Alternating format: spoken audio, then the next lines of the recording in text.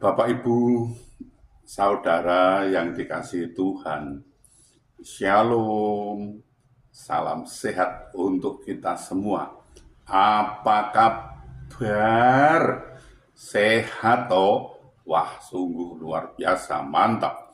Kita akan membaca Alkitab, namun sebelumnya marilah kita berdoa. Bapa, kami mengucap syukur dan terima kasih atas anugerah dan cinta kasih Bapa yang kami rasakan pada saat ini. Sungguh luar biasa Bapa. Terima kasih, terima kasih. Bapa, kami akan membaca Alkitab. Berilah kami daya ingat yang baik dan berilah kami pengertian agar kami bisa mengerti dan bisa memahami apa yang Tuhan kehendaki. Kami bisa melakukan dan juga bisa memberitakan dan juga bisa menyimpannya dalam hati pikiran kami. Dalam nama Tuhan Yesus kami berdoa. Amin. Bacaan Alkitab dari Amsal pasal 12 ayat 15. Jalan orang bodoh lurus dalam anggapannya sendiri, tetapi siapa mendengarkan nasihat, ia bijak. Demikian pembacaan Alkitab. Terpujilah Yesus Kristus.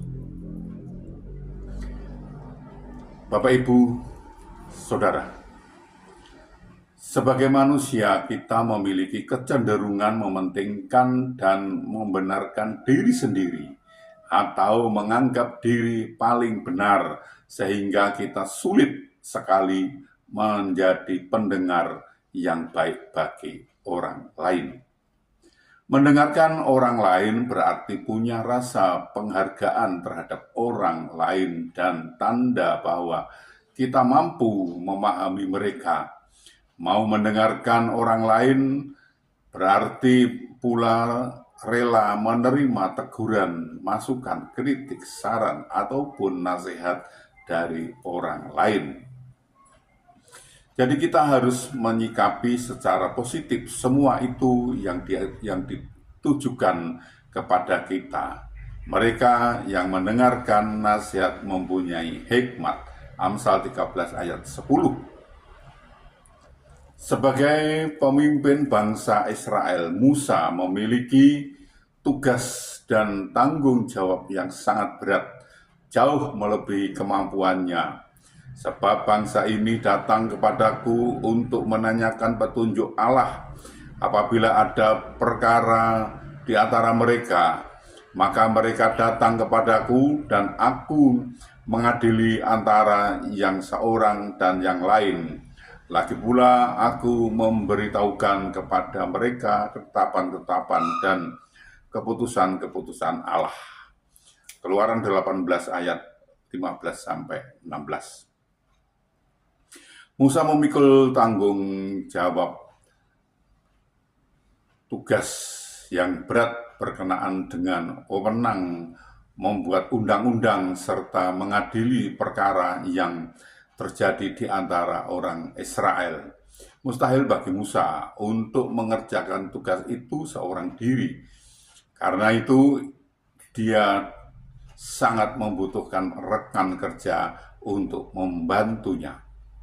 Jitro, sang mertua yang juga adalah seorang imam dari Median, selalu memperhatikan dan mengamati kesibukan Musa sehari-hari dalam mengadili di antara bangsa itu, dan bangsa itu berdiri di depan Musa dari pagi sampai petang. Keluaran 18 ayat 13.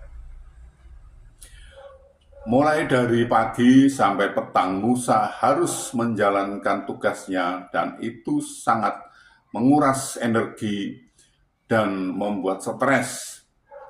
Karena itu ia menasihati Musa, tidak baik seperti yang kau lakukan itu. Engkau akan menjadi sangat lelah. Baik engkau, baik bangsa yang berserta engkau. Sebab pekerjaan ini terlalu berat bagimu. Takkan sanggup engkau melakukannya seorang diri saja. Keluaran 18 ayat 17 sampai 18. Jitro pun mengajukan usul kepada Musa untuk melakukan pendelegasian tugas kepada orang-orang yang dinilainya tepat sehingga Musa tidak harus turun gunung langsung.